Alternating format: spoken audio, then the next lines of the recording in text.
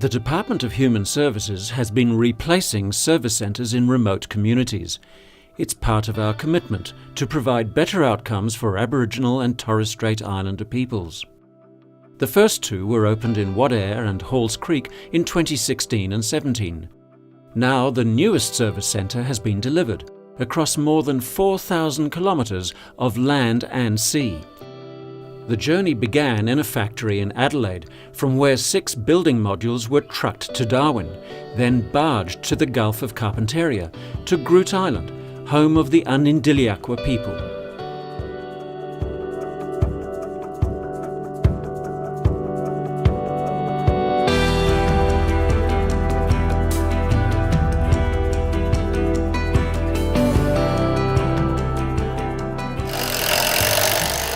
Construction of the modules for the Anuragu Service Centre on Groote Eylandt began in mid-September 2017 at the Ausco factory in Adelaide.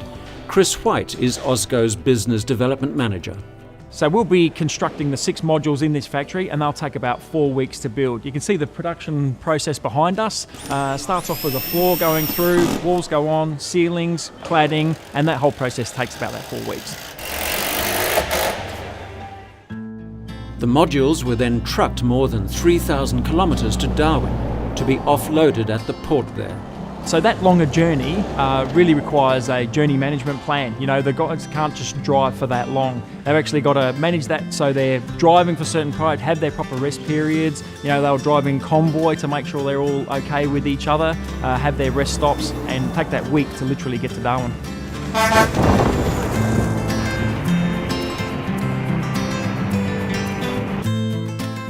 Staff right across Service Zone Northern Australia are very excited about the new office at Groote Eylandt.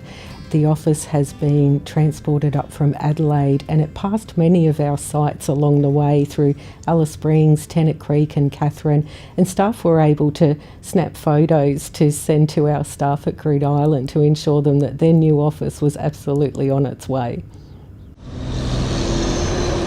On schedule, all 6 modules finally arrived at the Sea Swift depot in Darwin on Sunday the 5th of November. The next phase of the trip was to begin in 2 days' time.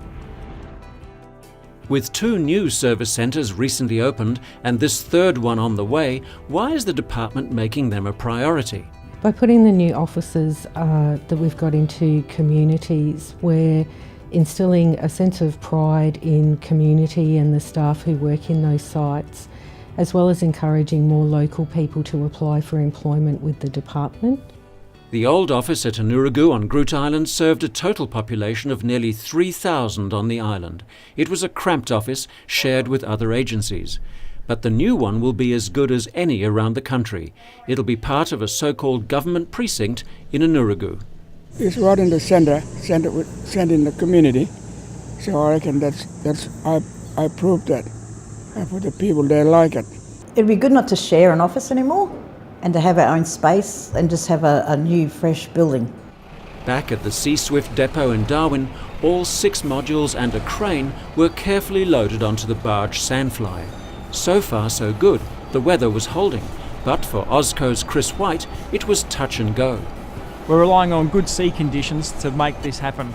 If the seas are too rough or the winds are too strong, we won't get this barged over to the island in time, which won't let us able to finish this by Christmas.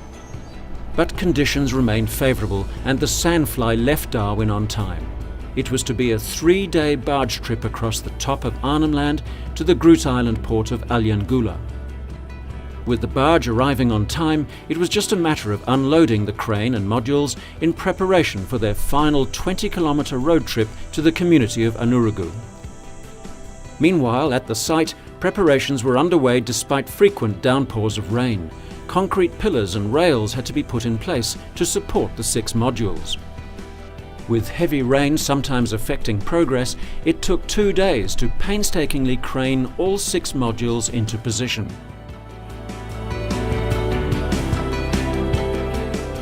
Once buildings are on site and craned into position, we complex them together. That's sealing the building modules together so they're all weatherproof and all look like a finished product altogether. And that takes about a 4-week period. The Anuragu Service Centre was open to the public a few days before Christmas 2017. It took just over 13 weeks from the start of construction in the Ausco factory to hand over to the Department of Human Services. With 3 of these new service centres now open to the public in remote areas of Northern Australia, the department is looking at building more.